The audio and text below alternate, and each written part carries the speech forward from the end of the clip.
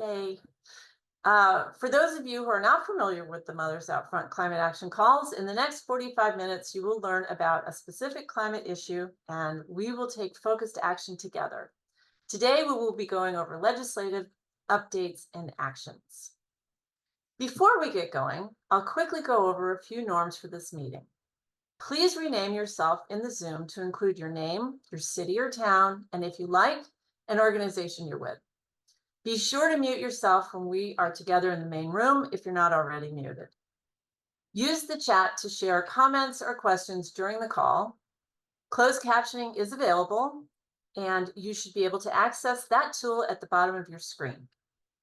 And finally, we are recording this climate action call. If you do not want to be seen in the recording, please use the Zoom controls to turn off your video. Here's a quick preview of the agenda for today's climate action call. After a brief overview of today's focus, we will divide into breakout rooms for a few minutes so we can connect with each other. We will rejoin the main room to hear the background information about today's topic, and then we'll move onto our action. We have set aside about 15 minutes of the call to take action together. We will come back together for a few important announcements and next steps, and we will end the meeting promptly at 12:45. We do hope you'll stay to the end. Today, we will hear our big wins and some disappointments in the Senate bill. We will review what will happen in the House, and we will take action to ensure our priorities become law. Now we will take 5 minutes for our community breakout. Share with each other any interactions you have had with your state legislators. Have you met with them in person, on the phone, over emails? How did it go? Deb, will you please put the question in the chat? Be patient when you arrive in your breakout room. It may take a few seconds for your partner to arrive. Make sure that everyone gets a chance to speak. When you see the 15-second countdown, use that time to wrap up your conversations and you will automatically rejoin the room. All right, here we go. There, okay, welcome back. I hope you enjoyed learning a little bit about another person's experience with their legislators. It's a very exciting time. Now I'm going to turn the call over to Karen Kraut, an active member of Brookline Mothers Out Front and Gas Transition Allies.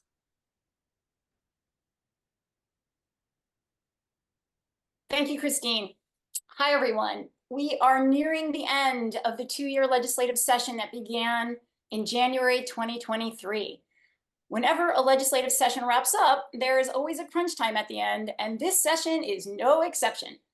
The timing of this climate action call is quite remarkable. We are literally on the precipice of the House filing its climate bill any day. Things are happening in real time as we meet on this call, so buckle up and get ready for a ride. We have only 22 days to turn Mothers Out Front's climate priorities into law, or we go back to square one in the next legislative session, meaning that our policy goals would have to wait another 2 years at the earliest to be enacted.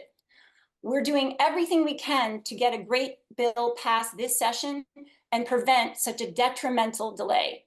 After all, we know that later is too late when it comes to the climate crisis.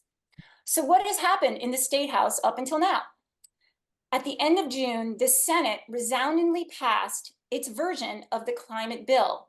It was a big win for transitioning our homes from gas to clean heat, but it did not achieve other important priorities, including 2 essential to environmental justice. In a few minutes, I'm going to go over in detail what's in and not in the Senate bill. But before I do that, I want to first remind everyone why it is so important to stop using gas to heat our homes. There are so many reasons we need to transition away from gas. It's crucial for our safety and our health, particularly the well-being of people who live in environmental justice communities. And these are defined as low-income communities and/or communities of color that are disproportionately impacted by environmental hazards. In addition, transitioning away from gas to clean energy is vital to reduce climate damaging greenhouse gas emissions, and It saves money because gas companies continue to pour billions of our ratepayer dollars into an aging pipe system that will soon be obsolete. The mission of Mothers Out Front is to fight the climate crisis in order to ensure a livable future for all children. In Massachusetts, our top legislative priorities this year are to pass the Future of Clean Heat Act, which is a comprehensive roadmap to transition our homes and buildings off polluting gas and towards clean, renewable energy. Since 1/3 of our state's emissions come from buildings, this is a critical sector to clean up. We also want to see an end to large-scale gas pipeline expansion. It might surprise you to discover that despite all we know about fossil fuels contributing to climate change, and Massachusetts having a mandate, not a goal, but a legal mandate, to achieve net zero greenhouse gas emissions by 2050, gas companies in Massachusetts are still scrambling to expand their gas systems, like Eversource, which is trying to do that right now in Springfield, Massachusetts. This expansion must stop. And another priority is improving air quality, which is so important for health and is particularly problematic in environmental justice communities. We're supporting a bill that improves both indoor and outdoor air quality through provisions that would expand outdoor air quality monitoring. It would set and achieve air pollution reduction targets by 2030 and 2035. It would require air filters in eligible buildings, and it would require finding and remediating mold in rental units. There are additional provisions, but those are the main ones.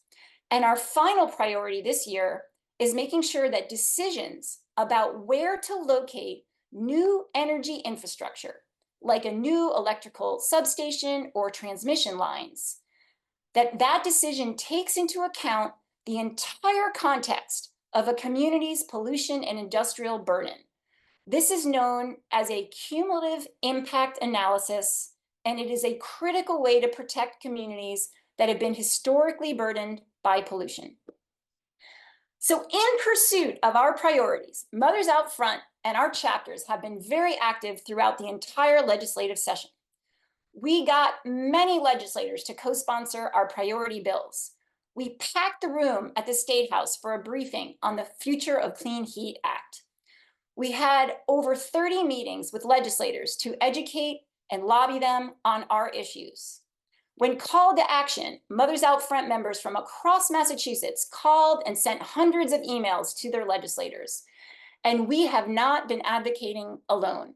To amplify our impact, we participate in the Mass Power Forward Coalition and Gas Transition Allies, and we support the priorities of the Environmental Justice Table.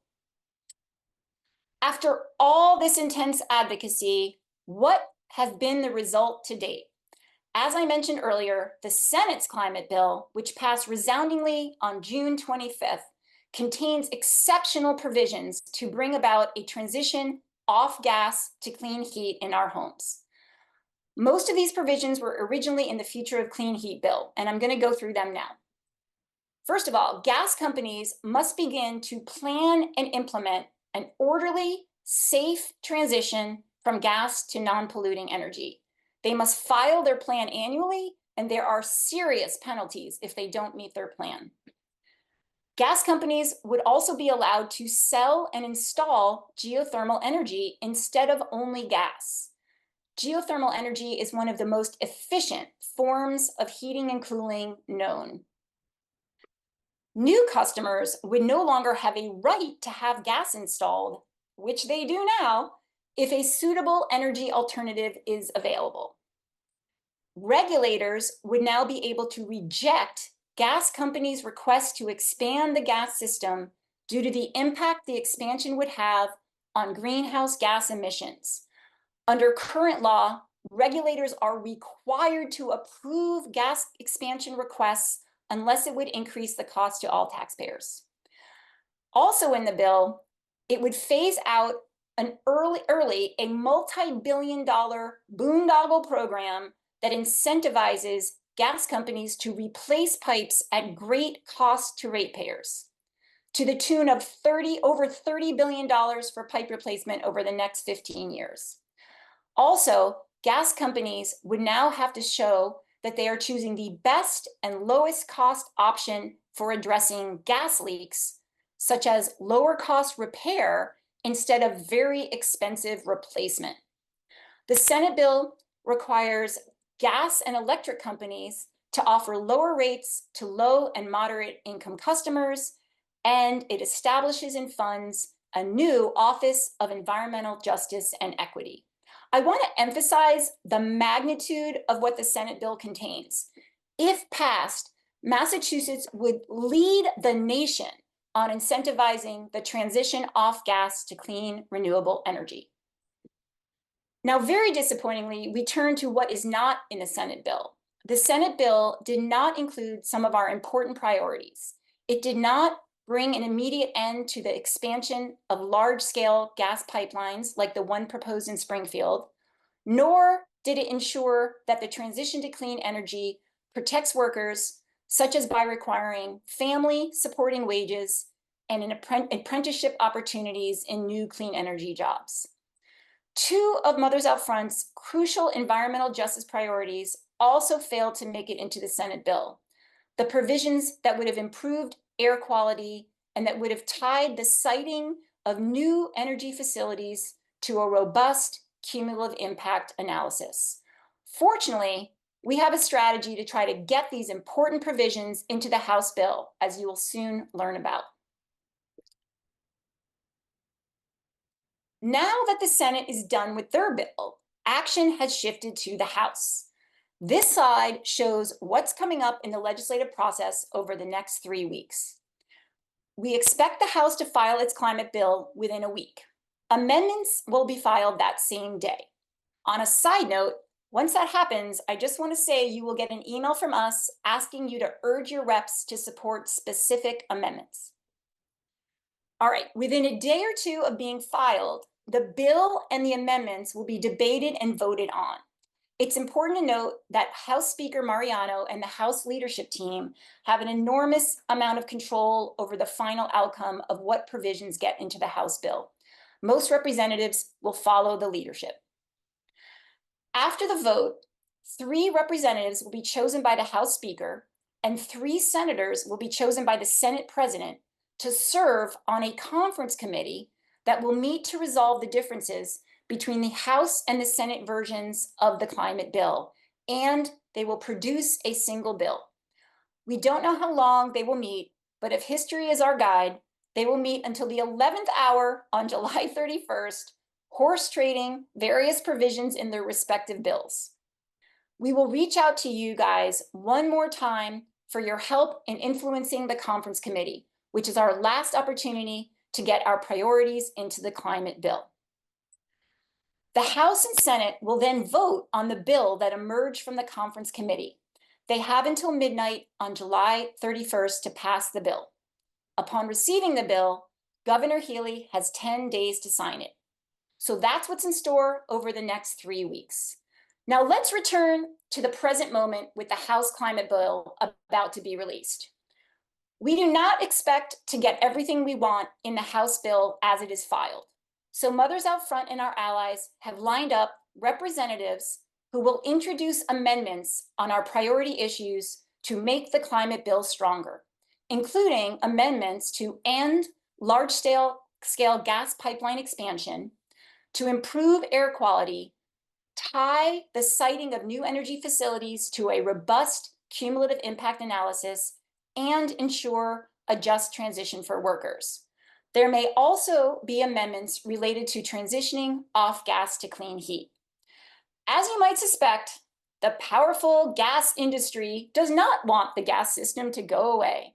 They may get legislators to file amendments that would weaken the bill. We will be on the lookout for those amendments and urge our representatives to oppose them.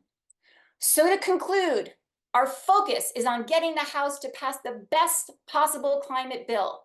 Because we are organized and energized, we can get this done.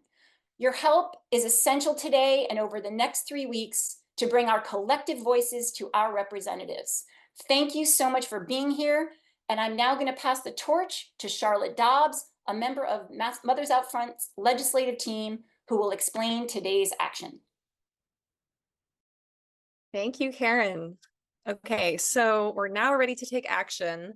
I just want to begin by reiterating the rest of this legislative session is going to be fast-paced. We'll include some twists and turns. This is how our legislature works. Everything gets pushed into the final few weeks of the session, and people are working at a feverish pace in the State House. We're operating in real time, and we need you guys to be engaged a few times this month, so you'll be continuing to hear from us. But today we are taking two actions. First, we will write emails to our representatives focused on our priorities for this bill. We'll then reach out to friends and people in our communities to multiply our impact. All the instructions are in a toolkit that we will give you the link to momentarily. Okay, Deb, can you put the link to our toolkit in the chat, and people can click the chat link? Don't try to click the slide because it's not a live link. And you can follow that link to the action toolkit, which will explain the action for you guys to do. Can go to the next slide, I think. We are all going to be quiet for the next few minutes so we can take these actions together. If you have questions, please drop them in the chat or unmute yourself briefly if it's a quick question. If you're really struggling with the tech, don't worry, you will get all these instructions by email later today. But if possible, get them done right now. And we'll see you back here at 12:40. Thanks so much for taking this action with us. We are so glad you are here. Having so many people send similar messages to our legislators can really have an impact on what they do. Knowing that so many of us care enough to take action makes an impression on them, and they have told us that many times. Every month, we build our movement a little bigger and a little stronger. We raise our voices a little louder, and a few more decision makers take notice. That is the power of this movement. So later today, you will receive a follow-up email. It will have the toolkit that we shared today, these slides, and a recording of this call. We encourage you to forward that email to your network. Tell your friends and neighbors about what you learned today. And as I mentioned earlier, we'll be reaching out to you a couple more times this month. So first, after the House bill gets released, which we're hearing will probably be next week, but we're not totally sure when, we will need to contact our reps again regarding the amendments that we support or do not support. We will need all of you to contact your legislators again, so please watch for an email from Mothers Out Front within the next week or so with instructions on what to do there. And then second, the House and the Senate climate bills will then go to a conference committee, as Karen mentioned. And at that point, we will need to ask our senators and reps to advocate to the members of the conference committee for the provisions that we want in the final bill, per Sophia's question earlier. Thank you, Sophia. So please watch for email updates of how you can help pass a bold and equitable final climate law this session. And finally, we want this climate action call to be on your calendar every month. So look for the invitation in your email inbox in the next couple of weeks. Our next climate action call will be on Tuesday, August 6th from noon to 12:45 p.m. and you won't want to miss it. Thanks, everybody. We're so happy you joined us today.